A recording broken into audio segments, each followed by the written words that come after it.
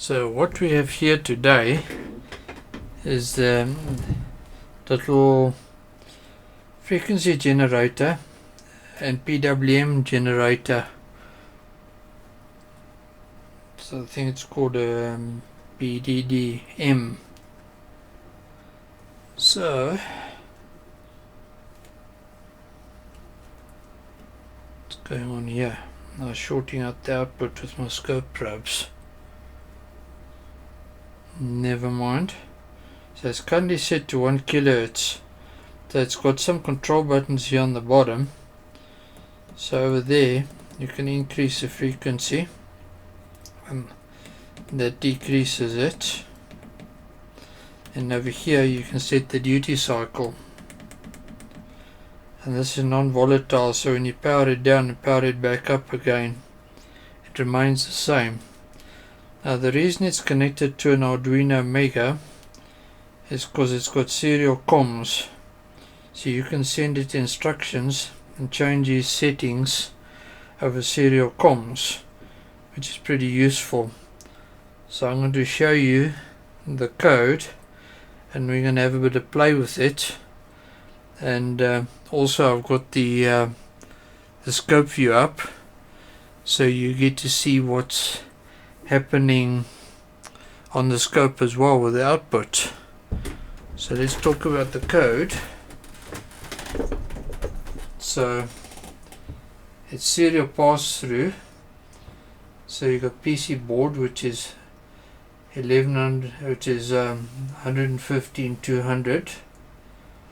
The baud rate out to the frequency generator 9600. So your serial begin PC board, serial 1 is development board. So that's what we write and read with to the frequency generator.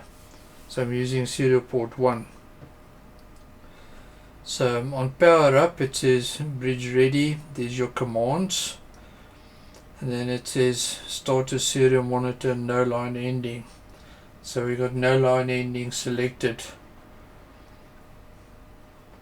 and then down below is serial available, so data comes in from the PC, it writes, and when it receives data from the frequency generator, it sends it back to the PC. So if I send a read, it's going to respond with the current frequency, which is 1 kilohertz, and duty cycle of 50%. So let's change that. So f1.05, and it's responded with down. If it responds with full, it means it didn't recognize the command that you sent. So let's increase that frequency a bit to f10.5. Well, let's put it at 0.0. Okay, you got to have 2 zeros. You got to specify both of them. So it's f10.00. What am I doing wrong? Oh, it's f1.00. So now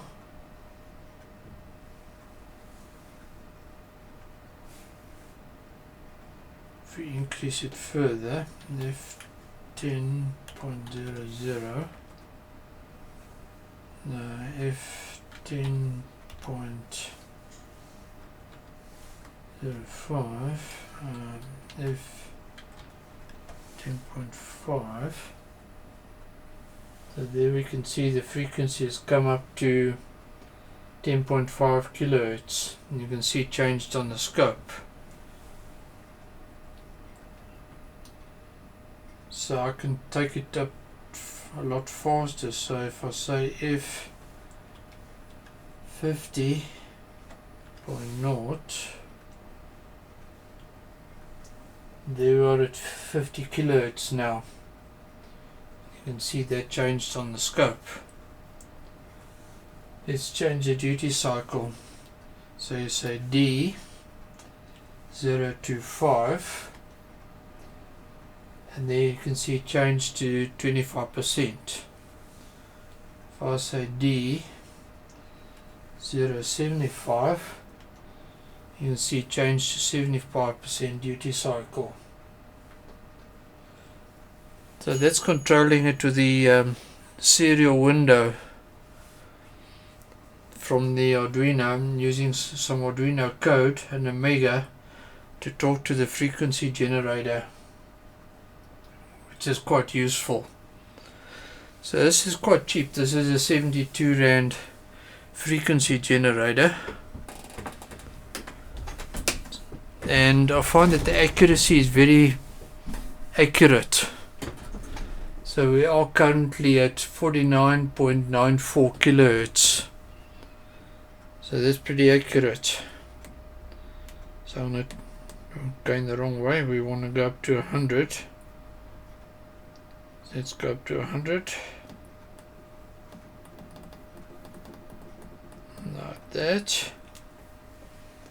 It's a 99.90 kilohertz. So it's pretty accurate. Now, going to reduce the duty cycle. Now here's the caveat. Above 10 kilohertz, the duty cycle becomes a little bit non-linear. So we're down to 41% duty cycle, with it set to 50 over here. So you got to watch out when you go over 10 kilohertz. The duty cycle that you get is not what you're dialing in. So if I go even further up, yeah, let's go all the way to 150, which is the maximum. It's gone down to 36.7% duty cycle. And when I dial it up on the scope, you can see the problem over here. It's this part over here, the off time, which is longer than it should be. You can see the slope is not too bad. It's bringing it up fairly fast, but it's not getting those 2 times quite right. But that's not a problem. It is a cheap little function generator. It's square wave only, but if you're wanting a quick square wave, there we're into the kilohertz range.